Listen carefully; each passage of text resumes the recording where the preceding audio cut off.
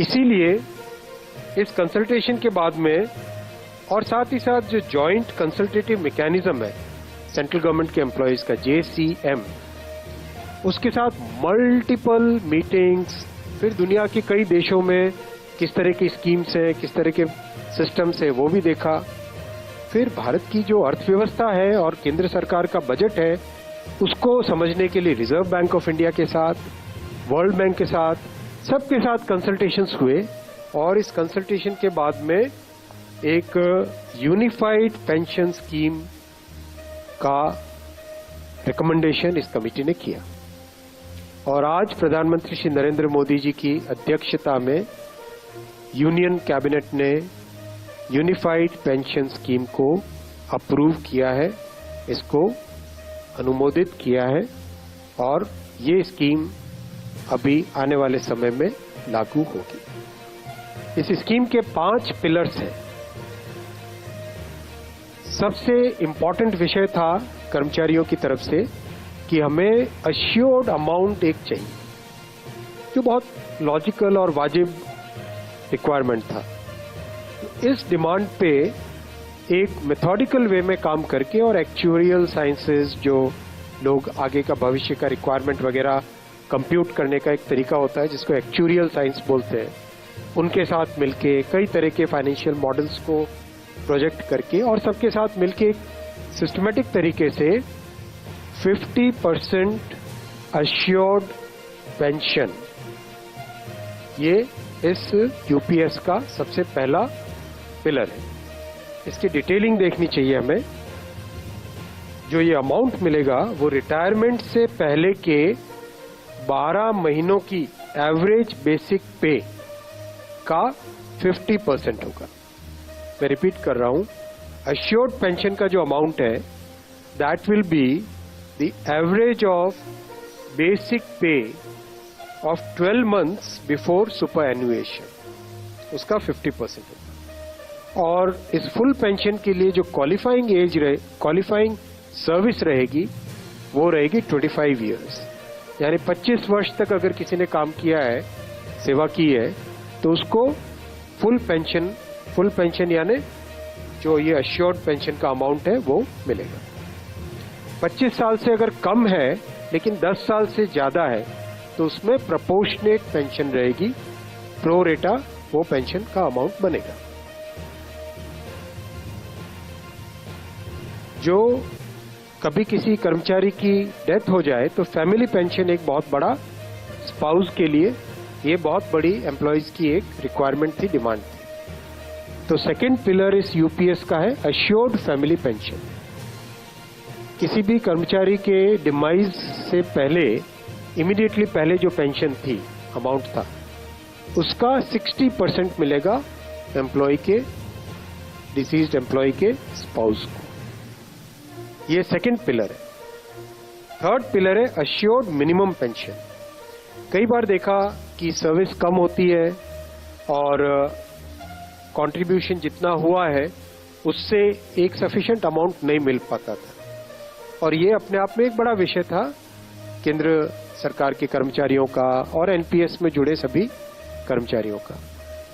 इसीलिए एक minimum assured pension, assured minimum pension 10,000 rupees per month, वो इसमें यूपीएस में थर्ड पिलर ये रखा गया। इसके साथ आगे वाले पॉइंट को जोड़ के करेंगे तो अगर डीएनएस रिलीफ यानी महंगाई से रिलेटेड रिलीफ जो मिलेगी तो वो आज की तारीख में होते होते करीब 15,000 रुपए पर मंथ हो जाती है, which is a substantial relief part of this entire pension system. Fourth pillar है इन्फ्लेशन के साथ इंडेक्सेशन।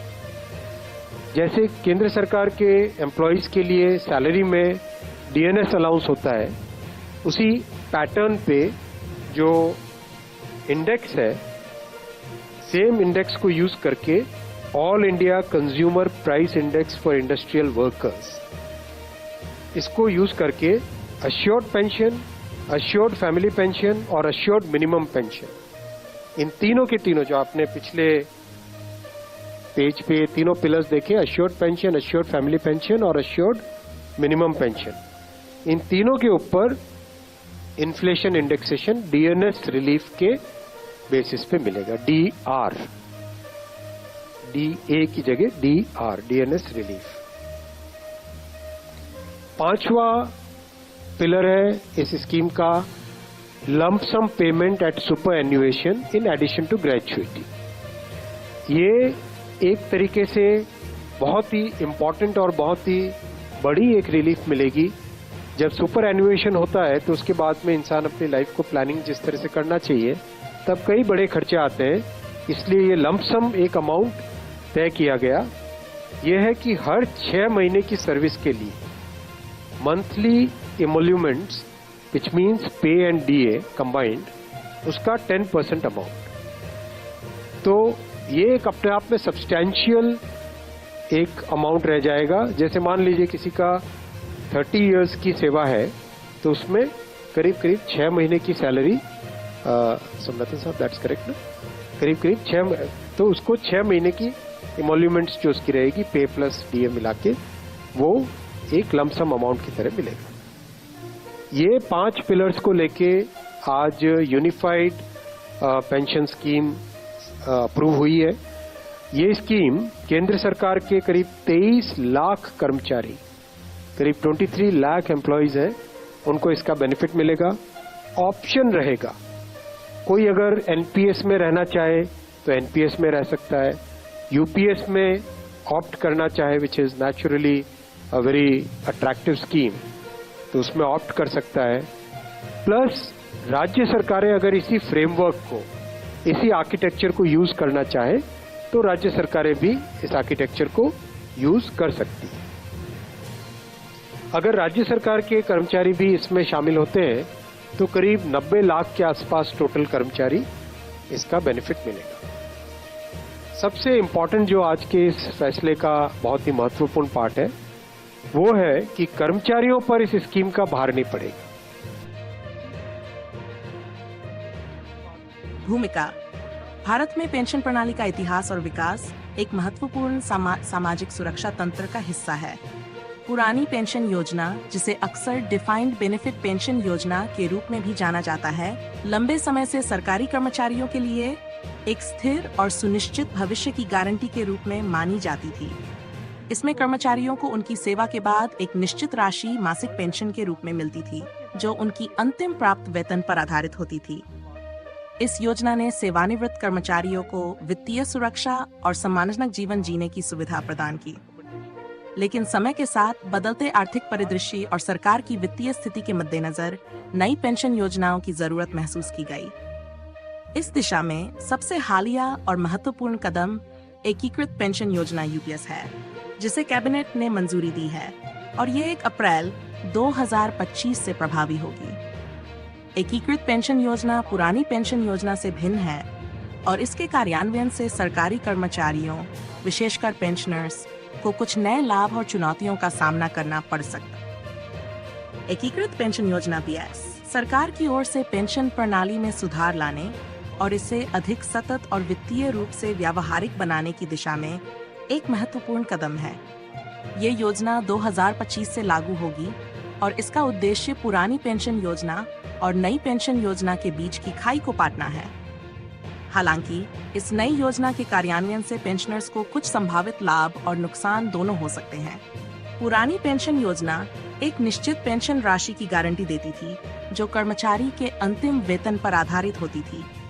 इसमें सरकार द्वारा पूरे पेंशन का भुगतान किया जाता था और पेंशन की राशि महंगाई के अनुसार समय समय पर बढ़ती रहती थी।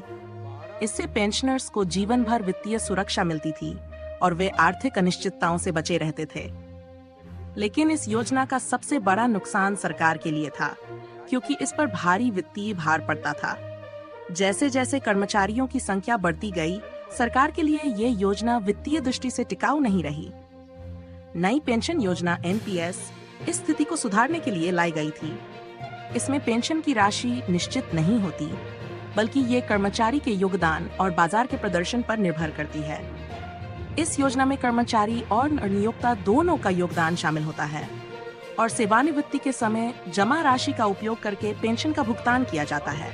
इसीलिए इस कंसल्टेशन के बाद में और साथ ही साथ जो जॉइंट कंसल्टेटिव मैकेनिज्म है सेंट्रल गवर्नमेंट के एम्प्लॉयज का JCM, उसके साथ मल्टीपल मीटिंग्स, फिर दुनिया के कई देशों में किस तरह की स्कीम्स हैं, किस तरह के सिस्टम्स है, वो भी देखा।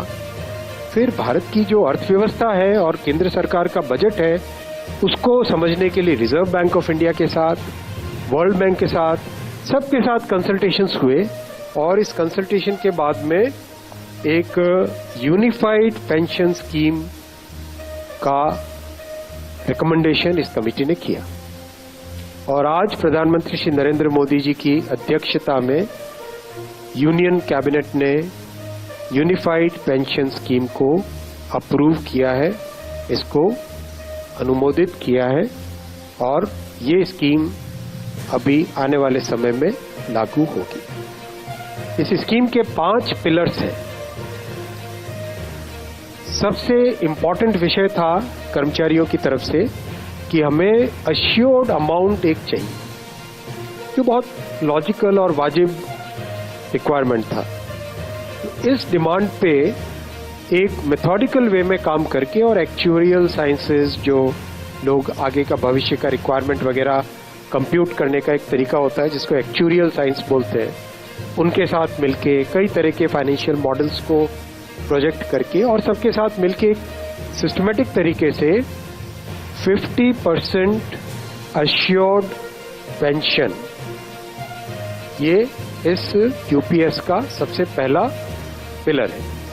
इसकी डिटेलिंग देखनी चाहिए हमें।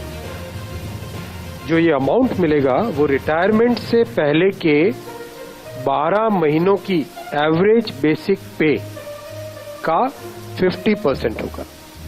मैं रिपीट कर रहा हूं, अश्योर्ड पेंशन का जो अमाउंट है that will be the average of basic पे ऑफ 12 मंथ्स बिफोर सुपर एनुएशन, उसका 50% होगा। और इस फुल पेंशन के लिए जो क्वालिफाइंग सर्विस रहेगी वो रहेगी 25 ईयर्स, यानी 25 वर्ष तक अगर किसी ने काम किया है, सेवा की है, तो उसको फुल पेंशन यानी जो ये अश्योर्ड पेंशन का अमाउंट है वो मिलेगा।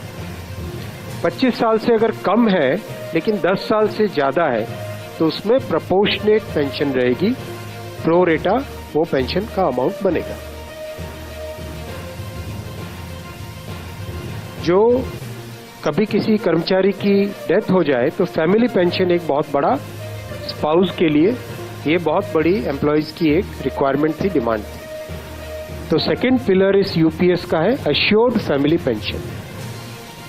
किसी भी कर्मचारी के डिमाइज से पहले, इमीडिएटली पहले जो पेंशन थी, अमाउंट था, उसका 60% मिलेगा एम्प्लॉय के, डिसीज्ड एम्प्लॉय के स्पाउस को। ये सेकंड पिलर है।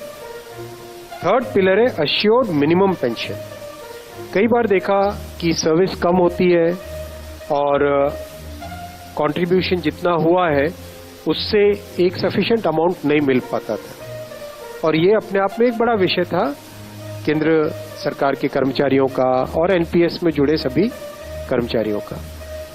इसीलिए एक minimum assured pension, assured minimum pension 10,000 rupees per month, वो इसमें यूपीएस में थर्ड पिलर ये रखा गया। इसके साथ आगे वाले पॉइंट को जोड़ के करेंगे तो अगर डीएनएस रिलीफ यानी महंगाई से रिलेटेड रिलीफ जो मिलेगी तो वो आज की तारीख में होते होते करीब 15,000 रुपए पर मंथ हो जाती है, which is a substantial relief part of this entire pension system. Fourth pillar है इन्फ्लेशन के साथ इंडेक्सेशन। जैसे केंद्र सरकार के एम्प्लॉयज के लिए सैलरी में डीएनएस अलाउंस होता है, उसी पैटर्न पे जो इंडेक्स है, सेम इंडेक्स को यूज करके all India consumer price index for industrial workers, इसको यूज करके assured pension, assured family pension और अश्योर्ड मिनिमम पेंशन, इन तीनों के तीनों जो आपने पिछले पेज पे तीनों पिलर्स देखे, assured pension, assured family pension और अश्योर्ड मिनिमम पेंशन, इन तीनों के ऊपर इन्फ्लेशन इंडेक्सेशन डीएनएस रिलीफ के बेसिस पे मिलेगा, DR, DA की जगह DR, DNS रिलीफ। पांचवा पिलर है इस स्कीम का lump sum payment at superannuation in addition to gratuity.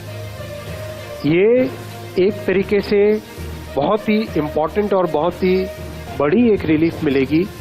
जब सुपर एन्युएशन होता है तो उसके बाद में इंसान अपनी लाइफ को प्लानिंग जिस तरह से करना चाहिए तब कई बड़े खर्चे आते हैं, इसलिए ये लंप सम एक अमाउंट तय किया गया।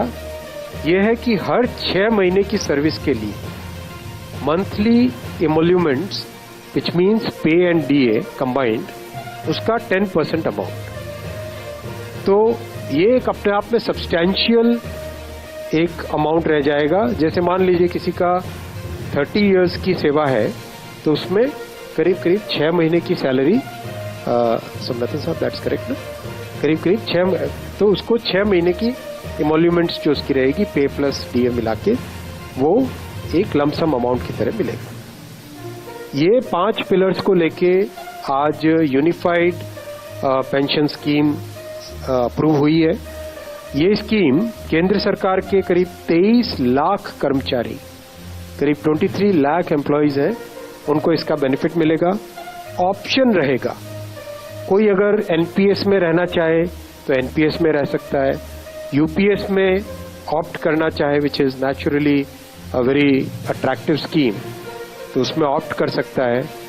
प्लस राज्य सरकारें अगर इसी फ्रेमवर्क को, इसी आर्किटेक्चर को यूज करना चाहे तो राज्य सरकारें भी इस आर्किटेक्चर को यूज कर सकती है। अगर राज्य सरकार के कर्मचारी भी इसमें शामिल होते हैं तो करीब 90 लाख के आसपास टोटल कर्मचारी इसका बेनिफिट मिलेगा।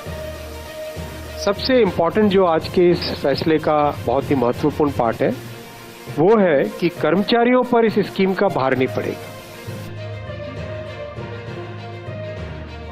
भूमिका। भारत में पेंशन प्रणाली का इतिहास और विकास एक महत्वपूर्ण सामाजिक सुरक्षा तंत्र का हिस्सा है। पुरानी पेंशन योजना, जिसे अक्सर डिफाइंड बेनिफिट पेंशन योजना के रूप में भी जाना जाता है, लंबे समय से सरकारी कर्मचारियों के लिए एक स्थिर और सुनिश्चित भविष्य की गारंटी के रूप में मानी जाती थी। इसमें कर्मचारियों को उनकी सेवा के बाद एक निश्चित राशि मासिक पेंशन के रूप में मिलती थी, जो उनकी अंतिम प्राप्त वेतन पर आधारित होती थी।